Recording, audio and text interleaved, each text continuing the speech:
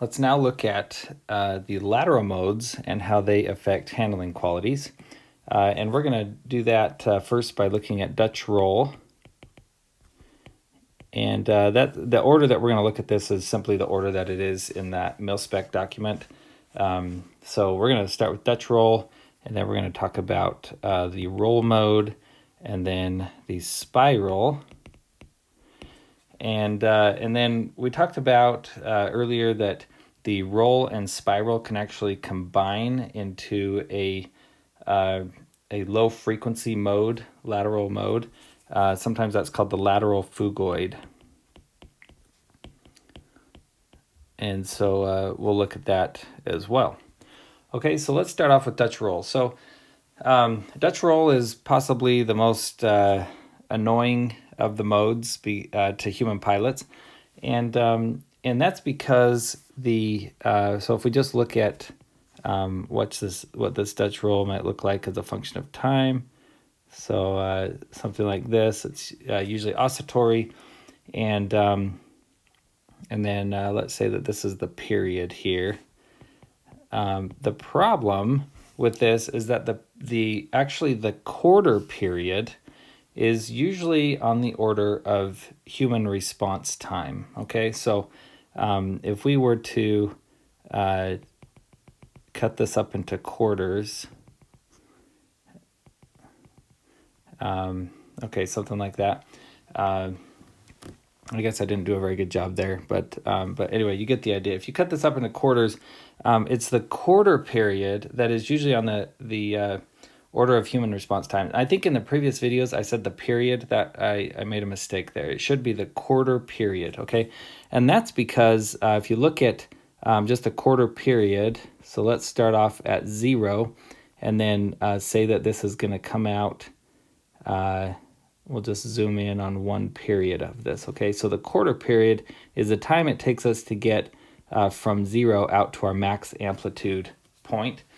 And then, of course, it would take the same amount of time to get back to 0, and then back to the next max amplitude, and then back to 0. Okay, so this is the challenge here where we talked about pushing a child on a swing. If you push them right before the apex, right? So if the pilot puts an input right here, then it will dampen out the motion. If the pilot puts the input just after the apex, then it will actually exaggerate it will actually add to the amplitude. Okay, so it will increase amplitude here, decrease amplitude there, and the time between these is very short, right? So if the human response time is on the order of 1.5 seconds, or maybe actually I think it's closer to 0.8 seconds, 0.7 to 0.8. If someone has a response time of 0.7 and someone has a response time of 0.8, that can just cross that apex there, and that can be a problem. So anyway, this is why the Dutch roll is a challenge, and obviously it's going to show up in the handling qualities now. So let's move over to the mil specs, and we're here in section 3.3, the lateral directional flying qualities. And the first thing they talk about is the Dutch roll. Okay, lateral directional oscillations, and what they say is that what it's going to depend on is the natural frequency. The N there means natural, the D means for Dutch roll, and the damping ratio zeta sub D. That's what that symbol is there. Okay, so this is what it correlates with, and they've got a table that shows what these need to be. Now, these are the minimum frequency and damping. So your frequency and damping needs to be higher than this in order to meet these handling quality levels. So we've got level 1, level 2, and level 3 handling qualities, and then we have flight phase categories A, B, C, and then for all of them, and then different class of aircraft. So 1 and 4 are kind of the smaller classes of aircraft, and 2 and 3 are the larger class of aircraft. So these are like fighters. 1 and 4 are like smaller aircraft like fighters, and then 2 and 3 are like heavier transport aircraft.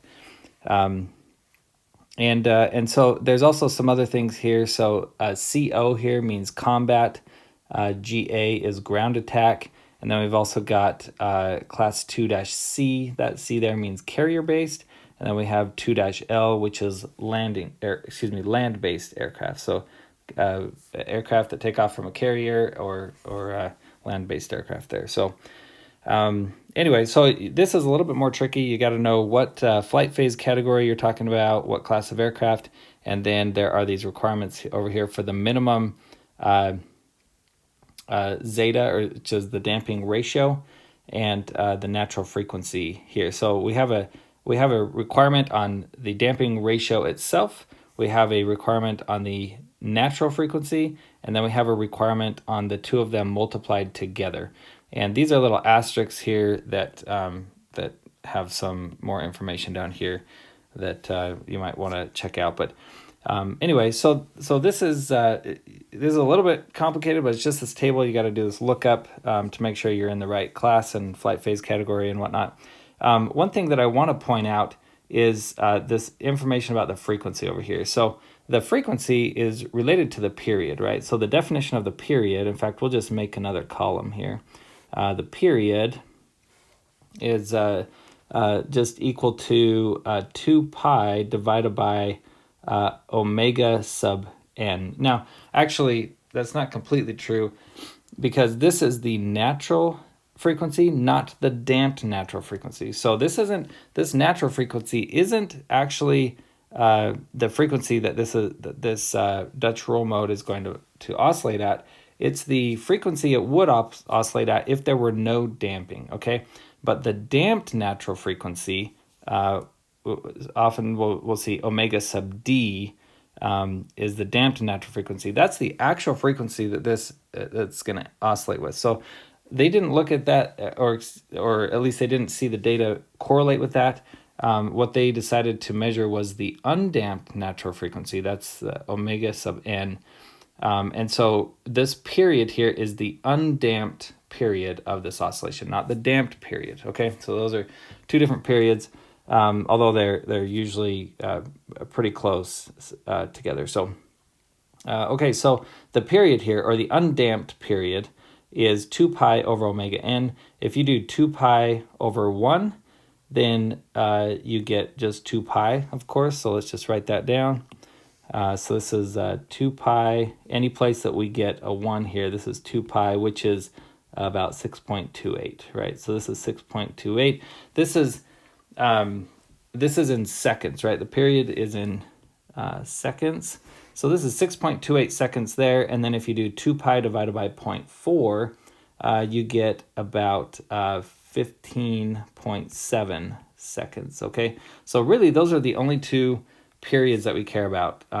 We've got a bunch of them that are 1, and then we've got a bunch of 0.4s here, okay? So all these 0.4s go to the 15 second, and then the 1s go up here to 2 pi, which is 6.28 seconds. So what we notice here, for example, if we just look at this region right here, class 1 and 4 aircraft, which are small aircraft, what they like is for the minimum natural frequency to be 1, which means that the maximum period is 6.28. So we want a period less than 6.3 seconds, okay?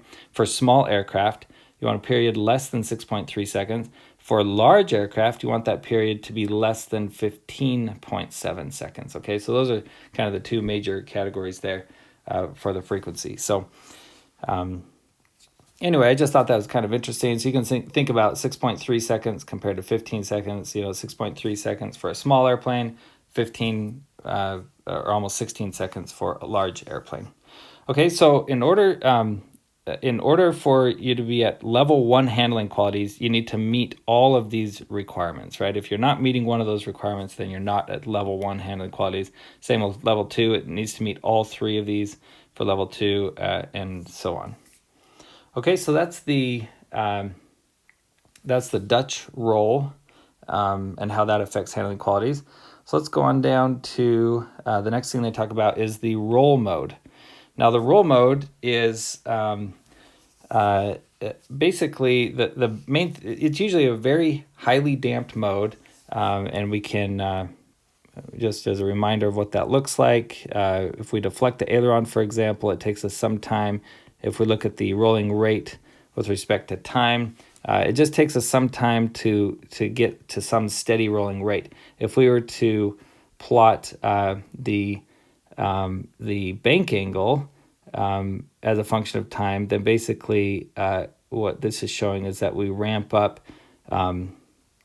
to some constant change in bank angle, roughly, right? That's if the roll is just affecting your bank angle.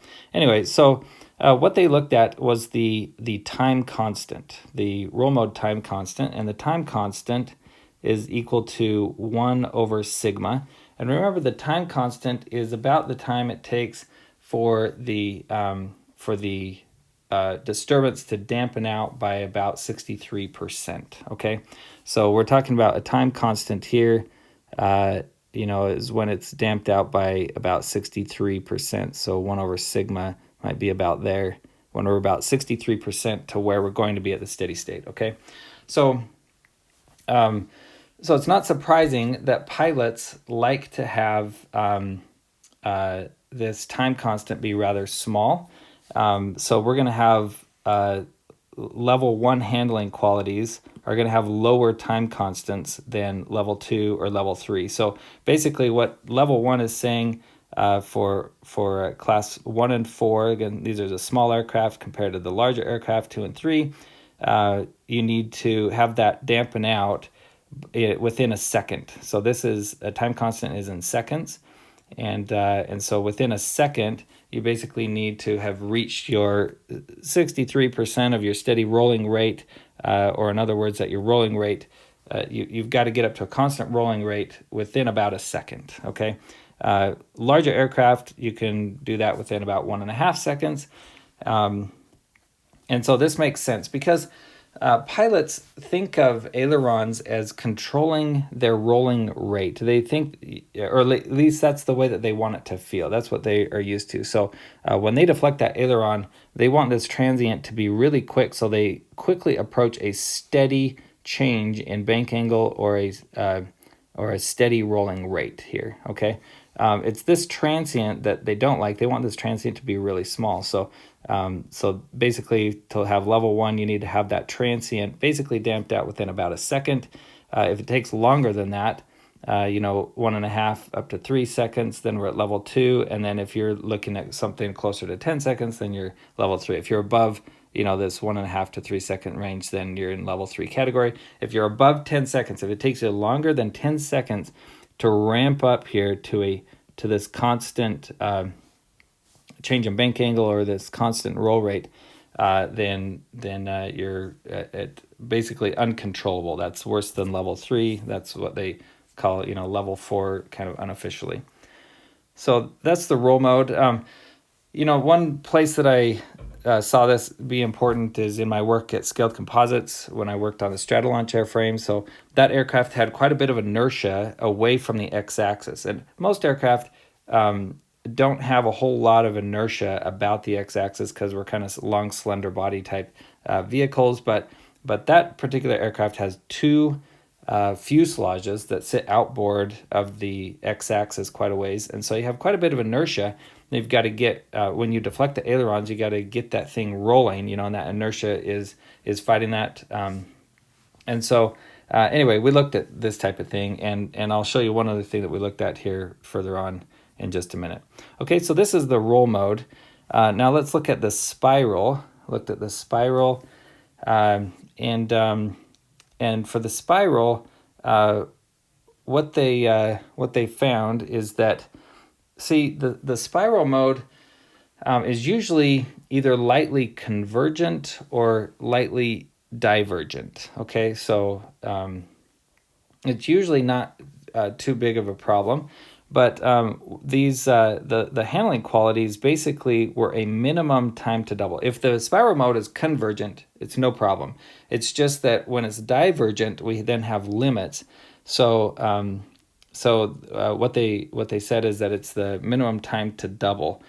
So for example, to have level 1 handling qualities, you need to have time to double greater than 12 seconds for flight phases A and C, or for B it's 20. So you want a number that's greater than that. This is the minimum time to double. You want your time to double to be greater than 12 seconds, right? If it's shorter than that, then it's going to diverge more rapidly. Level 2, you could handle down to 8 seconds. And then level 3 is if your spiral mode is doubling in less than 4 seconds, then you're worse than level 3, right? You got to be greater than 4 to be level 3.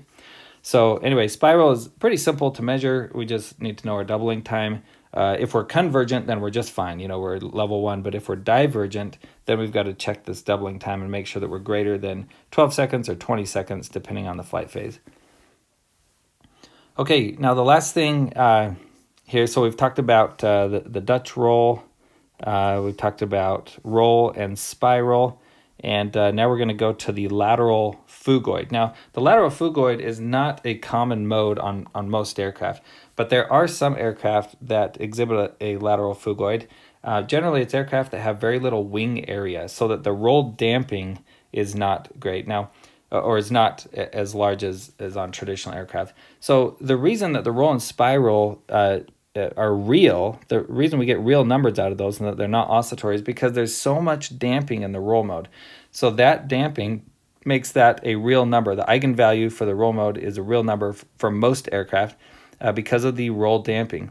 But if you don't have a whole lot of wing area, then you can get damping that's so low that then the roll and the spiral couple to make an oscillatory mode, and that's what's called the lateral phugoid. Now, they call it something a little bit different in this document. They call it the roll spiral oscillation. Again, it's not a really common mode, but if you have an aircraft that exhibits this behavior, then what you need to look at is this RS here, again, is the roll spiral. You've got the damping ratio, zeta, and then the undamped natural frequency of that mode. And so you multiply those two together, and level 1, let's see, the product of the frequency and damping ratio need to exceed the following requirements. So these are lower bounds. To be at level 1, you need to be greater than this, level 2 greater than this, and level 3 greater than that guy. Okay, so this is how our lateral modes affect our handling qualities and how we would measure our handling qualities based off of these lateral modes. Now, there are a lot more things from a lateral perspective that handling qualities depend on. So I'll just scroll down here and point out a couple things. One of the big ones that I wanted to point out is, let's see. Okay, so this is a very common thing to look at. So this is time to achieve the following bank angle change. Okay, so this is the time it takes you if you're in steady level flight, for example. The time it takes you to get to 60 degrees needs to be less than 1.3 seconds to be level 1 handling qualities for class 1 aircraft, for example. So or for level 2, then less than 1.7 seconds, level 3, 2.6 seconds, and then if it takes you longer than that, then they say, well, this is uncontrollable, right? Like the level 4 handling quality type thing. So anyway, this is a very common thing to look at, the time it takes you to get to a certain bank angle. And this is a little bit different than the roll mode, because the roll mode is how quickly we get up to a constant rolling rate. Again, pilots like to think of their ailerons as controlling rolling rate. But if your ailerons or if the roll damping is not great enough, then it will feel like they're commanding roll acceleration rather than rolling rate. But in any case, they want to also then be able to get up to a certain bank angle within a certain amount of time. And so this actually helps size your ailerons. This is something that you'll probably study when you're sizing the ailerons to make sure that you have enough roll authority to get up to a certain bank angle fast enough. Okay, so, and there's a few different things here. Roll performance for class 4 airplanes. There's a whole nother table here. So this is for class 4 airplanes. This is time to achieve the following bank angle. Anyway, so this is kind of an important thing. And then flight phase, combat roll performance in 360 degree rolls. Okay, so to be able to do a complete roll, And so let's see. Yeah. Anyway, there's just a bunch of stuff in here that if you're serious about getting your handling qualities right, you're going to want to go through this document or go through another book or publication on handling qualities, because there's a lot more stuff in here. What we've really focused on here is simply how our modes fit into handling qualities, and making sure that the stuff, when we get these eigenvalues out of our modes, then we can look at how they affect handling qualities and estimate how well our aircraft is going to be accepted by human pilots. Okay, so this wraps up the lateral handling qualities, and hopefully that has given you some insight into how these things affect human ratings and these pilot opinions.